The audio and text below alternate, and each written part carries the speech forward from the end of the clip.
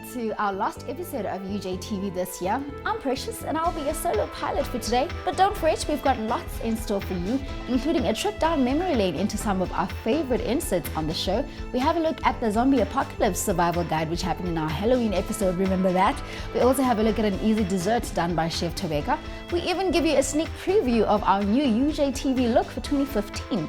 But for now, let's have a look at the rap battle that took place on 44 Stanley in August.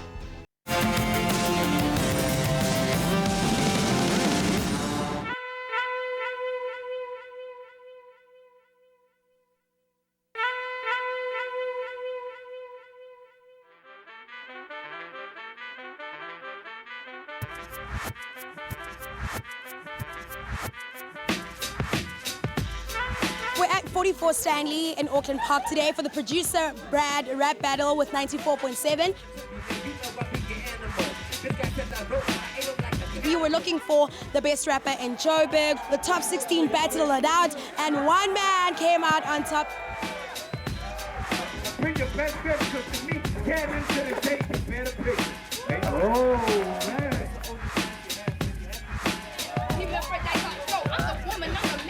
Give it up, 44 Stanley, for me. UJ represents the APK campus of the Highfield Rap Battles, and I'm the proud winner today of the finals. Yes, and shout out to UJtv. Stay tuned.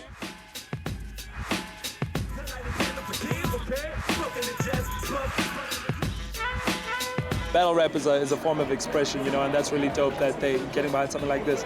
I thought the competition was very intense. The two guys at the end, it was a very, very close battle.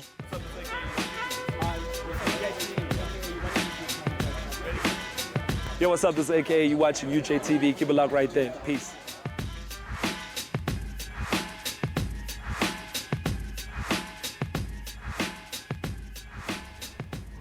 A big shout out to Mac for winning that one, repping UJ APK on the rail, yo. He actually performed at the Joburg Day after winning that, right? One of our other highlights this year is the notable achievement of the UJ soccer team, which made it to the finals in their debut of the Varsity Cup. Let's have a look at what happened in the semi-finals this September that was played on our home grounds.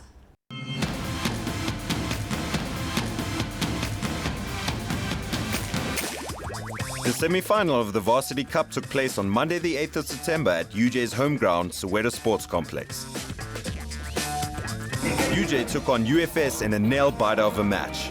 The event hosted notable guests such as AKA and even had the match ball and Varsity Cup trophy delivered via helicopter. Sports Minister Fikile Mbulula and CEO of Advent Sports Entertainment Francois Pina were there to remind the players what was at stake. The crowd were right behind their team and UJ was on the offensive from the get-go. Wisdom Matabula put a thumping volley into the back of the net in the first 5 minutes of the game. UJ maintained a solid defense throughout the first half. The 1-0 lead seemed to boost the confidence of the hosts and possession was largely in their favor. Quick passing and lots of movement off the ball kept UJ a step ahead.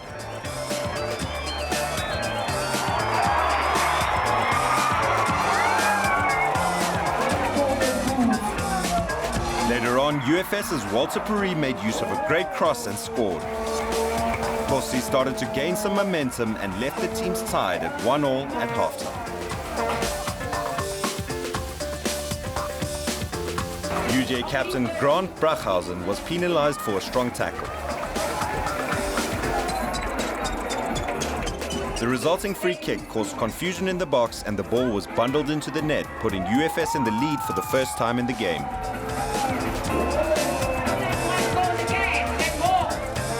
The pressure was on and Kofsi stepped up their game. Possession and confidence seemed to be in their favor. However, the guests failed to extend their lead.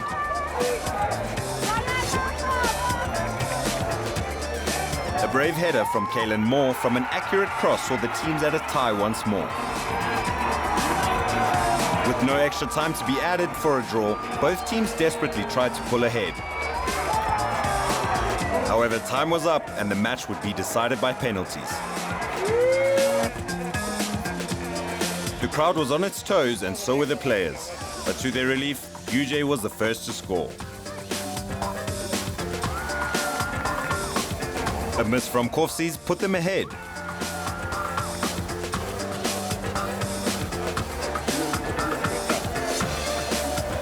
UJ also missed a penalty and there was tension in the air. With Kofsies' final chance missed, UJ knew they had won the game, and so did the elated fans who stormed the field.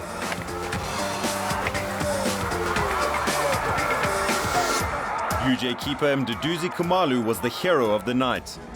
This secures a home final for UJ.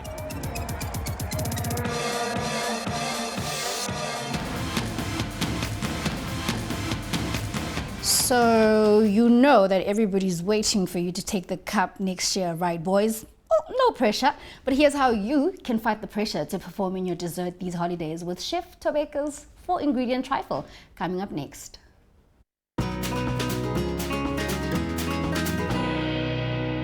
Hello guys and welcome. Today we're going to be making such an easy recipe, and it's going to be our 4-ingredient trifle. Now I'm just going to go through our ingredients quickly. Here we have our peaches, we have our Cadbury chocolate mint, our Tinkies, you can even use banana bread if you prefer, and we have our instant ultramel custard. This is a super easy recipe, and now we're just going to go through what we're going to do quickly. Now I'm just going to slice these before I add them into my martini glass, and as I said before, you can use banana bread if you prefer. Now we're just going to layer our glass and then add our peaches. You can put 2 or more than 2 if you prefer, and then chop our chocolate. You can also use milk chocolate, white chocolate, whichever chocolate you prefer. I just like this one because it's much nicer. Layer that on top, and then top it up with our custard. And then we're going to garnish it with a little bit more chocolate and a mint leaf. And guys, it's as easy as that. I hope you enjoy it and you like it. Hey mama, I think I want what Chef Tobeka just did for Christmas. Otherwise, you might need to take note in the next insert of Young and Fit, which was the zombie apocalypse survival guide that we did in our Halloween episode. Let's just track back and see what happened there exactly.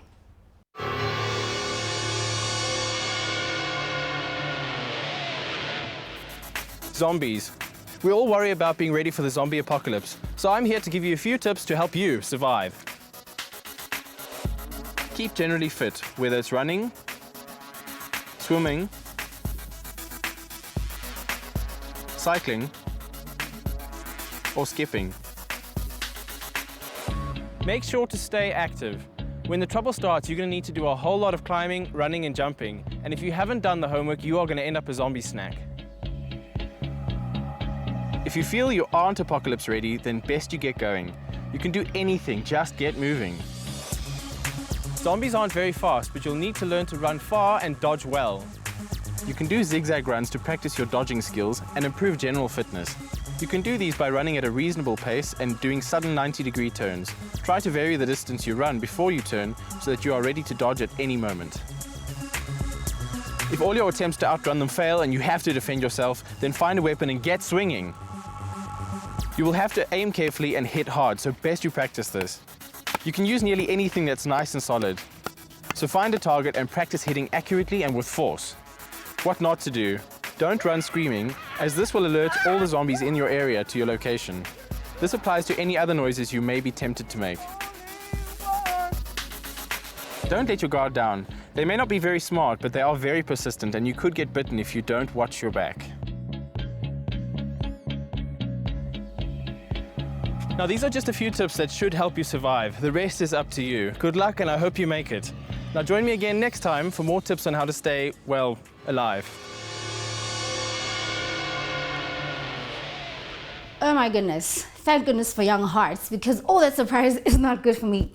What is good for me though is a ready-made coffee when I need it, which I'm gonna miss when I go off air. Goodness. Anyways, we have exciting plans in store for you. I've got myself a massage here. But anyways, let's have a look at what the graphic design team has in store for us for the new UJtv new look of 2015. I'll call it Pimp My UJtv.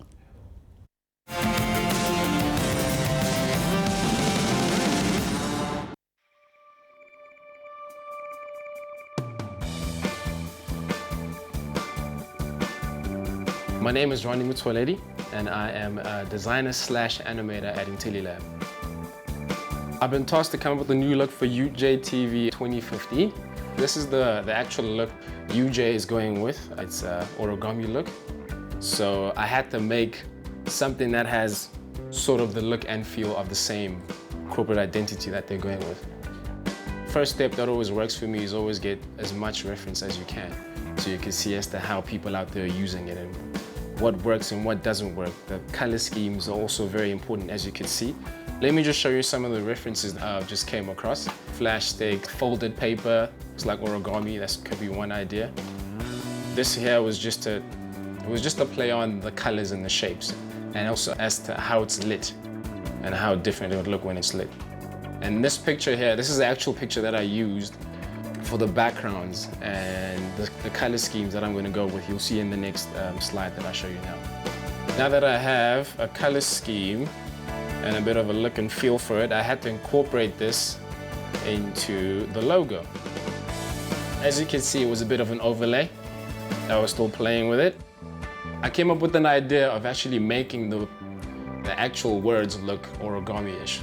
And it didn't read very well because right now it looks like VJ rather than UJ. And as you can see, there's a whole lot of logos that I actually did, and it didn't really work out so well for me. But in the end, it actually did. This is what I came down to, and I was happy with that. My name is Melikaya Ntlangeni, and I am the 3D artist at IntelliLab. Bronny gave me the 2D stuff, and then I'm gonna take it and make it 3D. So the 2D logo of the UJ and with the little TV on the side, I'm gonna take that and make it 3D, and it's gonna animate all origami. The relationship between a 2D artist and 3D artist, so it's basically, he's at the beginning of the pipeline, I'm at the end. So everything he does 2D, I have to take it, bring it to Maya 3D, and then I just have to make it 3-dimensional.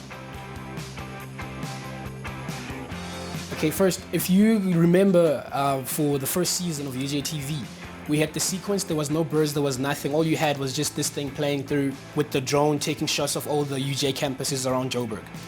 So what we've decided to do is spice it up a bit, add some birds. The idea with the birds came from the UJ logo. If you look at the UJ logo, they form a book, it's two birds looking at each other. I took that idea and I made a simple bird in Maya.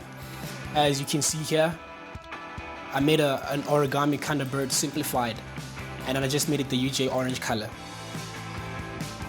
What I'm gonna do is I'm gonna have like 27 birds that are gonna be flying along the same path, and then they're gonna be offset differently, the speed, the wing flap, and everything they do.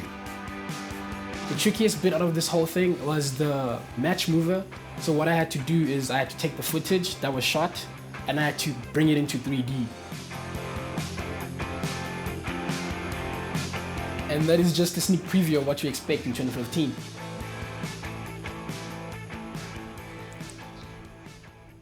Of everything they said, I just saw pretty robo birds flying into place. Really cool. You need to stay tuned to see how that pans out.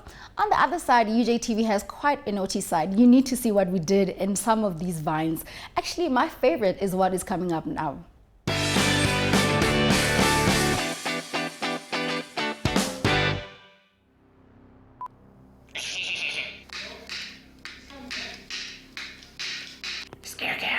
And we are rolling. My name is Amanda.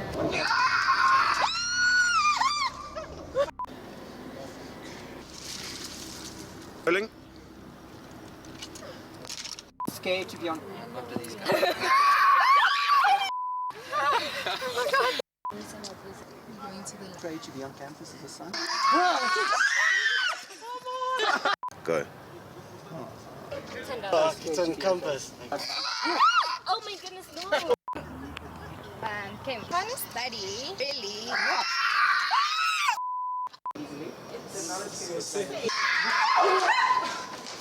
Names?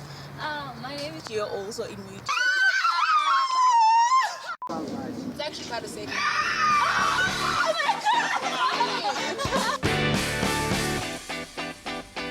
So it seems that things are not always what they seem like. So I'd be more cautious next time I put my face in a camera for obvious reasons. Time sure does fly when you're having fun. Let's have a look at what we did. We did a whole montage of some of our favorite episodes on UJtv. Let's have a look.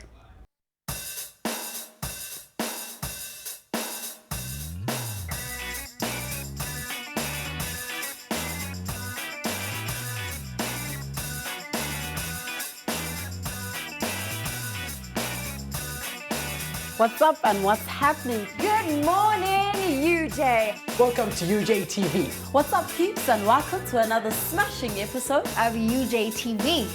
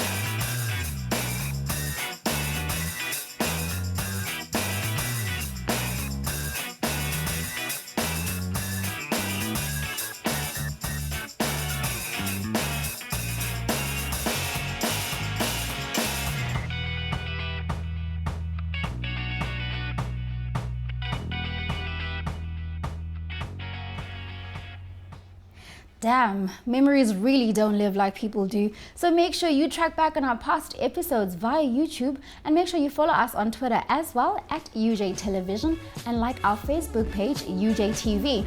I think it's safe to say you made it. Congratulations, peeps. For me, you can catch me on UJFM every Wednesday night from 9 p.m. till 12 a.m. Well, we will see you here next year on the 6th of January 2015, sharp. Until then, thank you so much for watching and happy holidays.